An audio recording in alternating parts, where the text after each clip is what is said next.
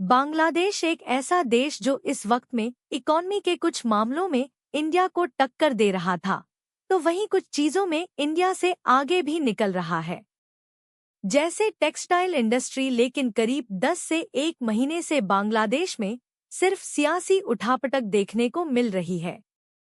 करीब 10 महीने पहले अभी शेख हसीना का तख्ता पलट हुआ था, जिसके बाद एक इंटरिम गवर्नमेंट बनाई गई थी जिसे मोहम्मद यूनुस चला रहे थे।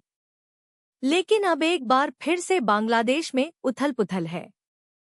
साहब, पिछले 5 दिनों में हालात बहुत तेजी से बिगड़े और रिपोर्ट्स आ रही हैं कि अंतरिम सरकार के मुखिया मोहम्मद यूनुस इस्तीफा देने वाले हैं और इसके जिम्मेदार बांग्लादेशी सेना प्रमुख जनरल वकार हैं। पर अगर मोहम्मद यूनुस रिजाइन कर देंगे तो क्या मिलिट्री देश चलाएगी या फिर शेख हसीना की वापसी होगी या फिर कुछ नया ही होगा? लेकिन उससे पहले सवाल यह आता है कि जिस मोहम्मद यूनुस को खुद आर्मी ने कुर्सी पर बैठाया था, आखिर उस मोहम्मद यूनुस के इस्तीफे तक बात कैसे पहुंची? आर्मी जनरल और पॉलिटिकल पार्टियों से आखिर कैसे उनकी अनबन हो गई? सबसे पहले बात करते हैं, आखिर बांग्लादेश में अंतरिम सरकार के मुखिया मोहम्मद यूनुस के इस्तीफे तक बात कैसे पहुंची। इन सब की शुरुआत होती है 10 महीने पहले जुलाई 2004 से। बांग्लादेश में आवामी लीग सरकार के खिलाफ बड़े पैमाने पर प्रोटेस्ट हुए। धीरे धीरे यह प्रोटेस्ट हिंसक विद्रोह में बदल गया और बांग्लादेश की पीएम शेख हसीना को इस्तीफा देकर देश छोड़ना पड़ा और उन्हें इंडिया ने पनाह दी। अब सवाल था कि देश कौन चलाएगा। ऐसे में आर्मी ने बोला, बस सब्र करो, हम बताते हैं। अंतरिम सरकार के मुखिया मोहम्मद यूनुस का झुकाव शुरुआत से ही शेख हसीना के खिलाफ आंदोलन चलाने वाले छात्र नेताओं की तरफ रहा है। इन छात्र नेताओं ने नेशनल सिटीजन पार्टी यानी एनसीपी बनाई। बीएपी अक्सर यूनुस सरकार पर एनसीपी के लिए सपोर्ट का आरोप लगाती रही है। वहीं यूनुस सरकार ने मानवीय कॉरिडोर समेत कई अहम मुद्दों पर बीएनपी और दूसरी पार्टियों के साथ सलाह मशवरा भी नहीं किया। माने वह अपने आप को सबसे ऊपर समझने लगी, जिससे पार्टियों में भारी नाराजगी है। कई और मुद्दों पर भी यूनुस सरकार के खिलाफ देश में राजनीतिक प्रोटेस्ट हो रहे हैं। आंदोलन की तैयारियां चल रही हैं, जिससे यूनुस सरकार नाराज है और कई रिपोर्ट्स में तो यह भी बताया गया है कि इन प्रोटेस्ट को दबाने की कोशिश भी की जा रही है। इसके बाद Nobel prize winner Mohammad Yunus की अगुवाई में एक इंटरिम गवर्नमेंट बनाई जाती है। उन्हें प्रमुख सलाहकार बनाया गया।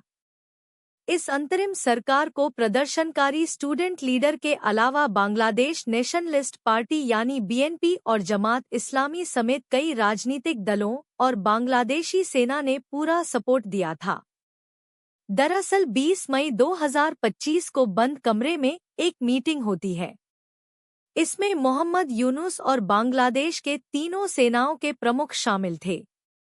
ऊपर से देखने पर तो यह एक सामान्य मीटिंग थी, लेकिन इसी के बाद यूनुस ने अंतरिम सरकार के सभी सलाहकारों को बुलाकर कहा कि वो इस्तीफा देने की सोच रहे हैं। तो ऐसे में सवाल आता है साहब कि आखिर इस मीटिंग में ऐसा क्या हुआ? आखिर बांग्लादेश के सेना प्रमुख और मोहम्मद यूनुस के बीच किस बात पर मामला फंस गया है? इसका जवाब थोड़ा सा पेचीदा है। बांग्लादेशी अखबार द डेली स्टार की एक रिपोर्ट के मुताबिक जनरल वकार 21 मई को ढाका कंटोनेंट में एक बड़ी बैठक को एड्रेस कर रहे थे। इसमें देश भर के अफसर कॉम्बैट ड्रेस में मौजूद थे। जनरल वकार ने कहा, बांग्लादेश को पॉलिटिकल स्टेबिलिटी चाहिए और यह सिर्फ एक चुनी हुई सरकार से ही पॉसिबल है, ना कि किसी बिना चुने गए एडमिनिस्ट्रेशन से। उन्होंने साफ शब्दों में कहा कि इस साल दिसंबर तक देश में चुनाव कराए जाने चाहिए। हालांकि मोहम्मद यूनुस का कहना है कि चुनाव 2026 के मिड से पहले नहीं होंगे। जनरल वकार यूनुस सरकार के कुछ और फैसलों के भी खिलाफ है। जैसे म्यांमार के राखिन में एक मानवीय कॉरिडोर खोलने के प्रस्ताव पर उन्होंने कहा कोई गलियारा नहीं होगा। बांग्लादेश की सोवनिटी कोई सौदेबाजी का सवाल नहीं है। उन्होंने वार्निंग दी कि ऐसा कोई कदम बांग्लादेश को किसी और के युद्ध में खींच सकता है। उन्होंने साफ कहा ऐसे फैसले सिर्फ एक चुनी हुई राजनीतिक सरकार ही ले सकती है। दरअसल यू सरकार ने पिछले दिनों ऐसे ही कुछ और नीतिगत फैसले लिए हैं, जैसे चटगांव पोर्ट का मैनेजमेंट विदेशी कंपनी को देना, इलॉन मस्क की सैटेलाइट इंटरनेट सर्विस स्टारलिंक को मंजूरी देना। जनरल वकार ने कहा सेना किसी को भी हमारी संप्रभुता के साथ समझौता नहीं करने देगी। सेना प्रमुख इन बयानों से साफ दिख रहा है साहब कि वो अंतरिम सरकार के फैसलों से परेशान और खिलाफ हैं और इसलिए अब वो दूसरी सरकार चाहते हैं। लेकिन ये सरकार तो बनाई ही सेना ने थी ना, तो फिर अब क्या हुआ? देखिए 8 अगस्त 2024 को मोहम्मद यूनुस ने बांग्लादेश की अंतरिम सरकार के मुखिया के तौर पर शपथ ली थी। उन्होंने रक्षा, शिक्षा, ऊर्जा और सूचना जैसे 27 मंत्रालयों की जिम्मेदारी संभाली। अंतरिम सरकार में यूनुस के साथ 1 दर्जन से ज्यादा सलाहकार भी हैं। इस सरकार के एजेंडा भी तय किए गए। पहला, देश में शांति की बहाली और हर पक्ष से बातचीत। जिस वक्त यह अंतरिम सरकार बनी तब बांग्लादेश में हिंसा और उथल-पुथल थी। ऐसे में शांति की बहाली बहुत जरूरी थी। साथ ही स्टूडेंट्स, समाज और आम लोगों के हर पक्ष से बातचीत करना, उनकी मांगों को पूरा करना। अगस्त 2024 में यूनुस ने कहा भी था मैं संविधान को बनाए रखूंगा, उसकी रक्षा और शांति के लिए काम करूंगा। दूसरा, स्वतंत्र और निष्पक्ष चुनाव कराना। यूनुस की अंतरिम सरकार को जल्द से जल्द स्वतंत्र और निष्पक्ष चुनाव करवाकर देश की बागडोर जनता की चुनी हुई सरकार को सौंपनी थी। शुरुआत में यूनुस ने भी कहा था कि उनकी सरकार जल्द से जल्द स्वतंत्र और निष्पक्ष चुनाव कराएगी, पर चुनाव टलते जा रहे हैं। मोहम्मद यूनुस चुनाव कराने की बात कई बार कह चुके हैं। एक बार उन्होंने कहा भी था कि जून 2026 तक देश चुनाव के लिए तैयार हो सकता है, लेकिन उन्होंने क्लियर डेडलाइन नहीं बताई थी।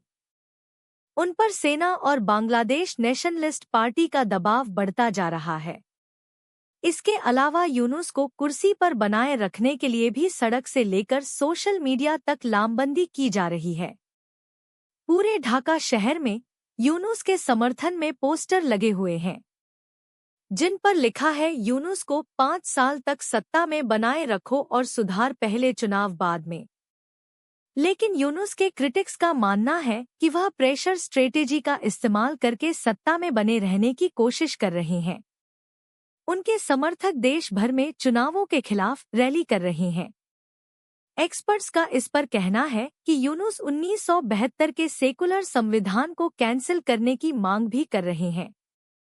यह एक ऐसी मांग है साहब जिसके बाद राष्ट्रपति मोहम्मद शहाबुद्दीन चुप्पू को हटाकर शायद यूनुस को उनकी जगह पर लाया जा सकता है।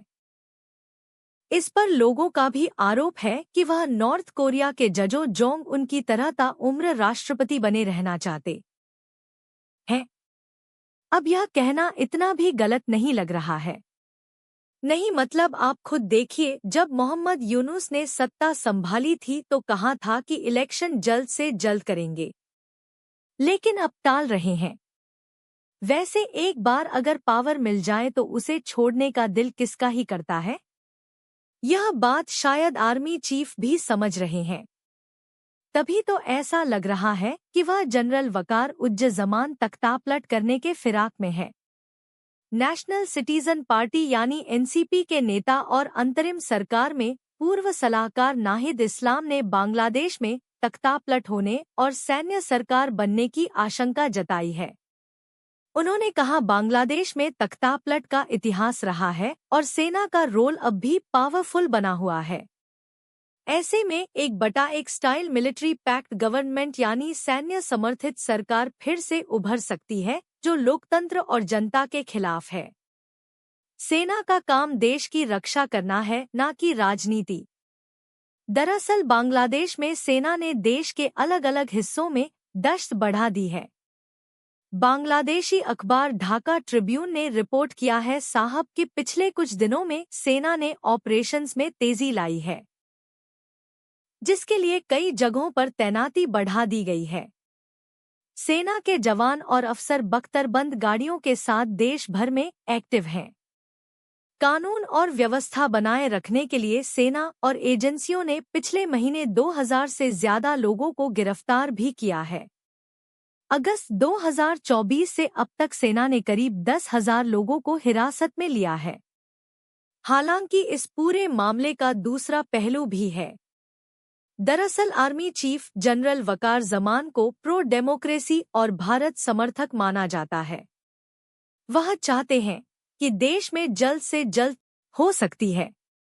यूरोपीय देश यूनुस के नोबेल शांति पुरस्कार और अंतर्राष्ट्रीय संगठनों के साथ रिश्तों को देखते हुए वह किसी यूरोपीय देश जैसे फ्रांस, जर्मनी या नॉर्वे में शरण भी ले सकते हैं, जहां उनके माइक्रो फाइनेंस के काम को काफी सराहा जाता है। खैर अब आते हैं हसीना पर। इस पूरे हंगामे में बांग्लादेश की पूर्व पीएम शेख हसीना कहाँ है? देखिए, बांग्लादेश की पूर्व प्रधानमंत्री शेख हसीना शुरुआत से ही मोहम्मद यूनुस और उनकी अंतरिम सरकार के खिलाफ बयान देती रही हैं। हाल ही में उन्होंने फेस